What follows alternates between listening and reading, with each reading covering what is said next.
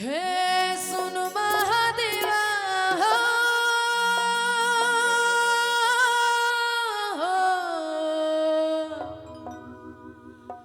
मेरे भोले बाबा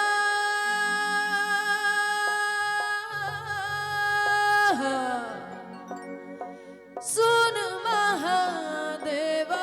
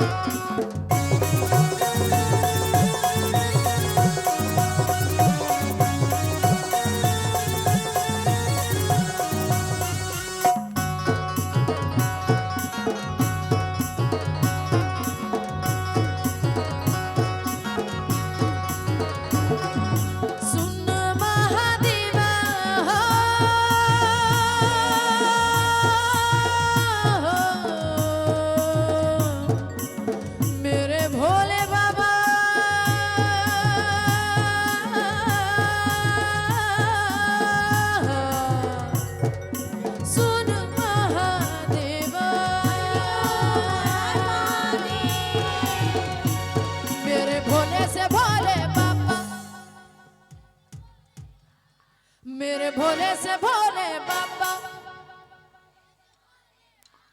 मेरे भोले से भोले बाबा भोले बाबा मेरे भोले से भोले बाबा मेरे भोले से भोले बाबा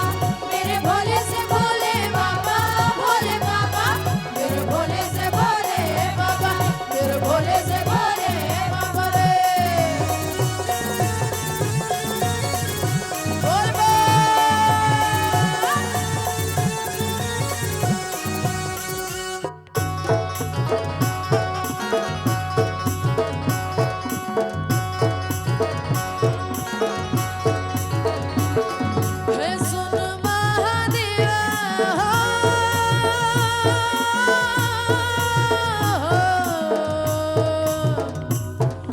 जटा गंगाधारी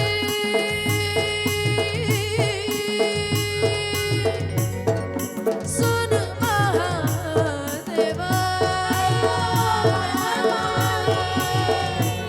तूने काहे को जोगे ले लो याद हो गए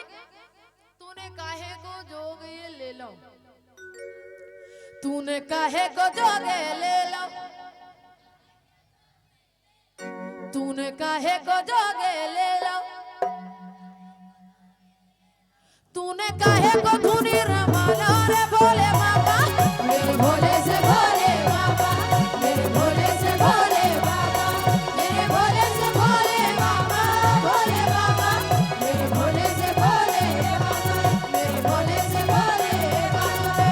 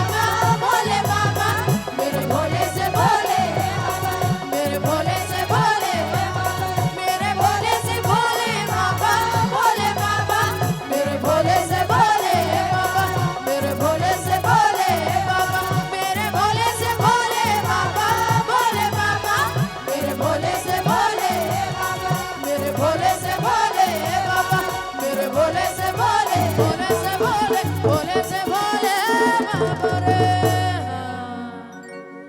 बोले शिव शंभू महाराज की बहुत बहुत धन्यवाद।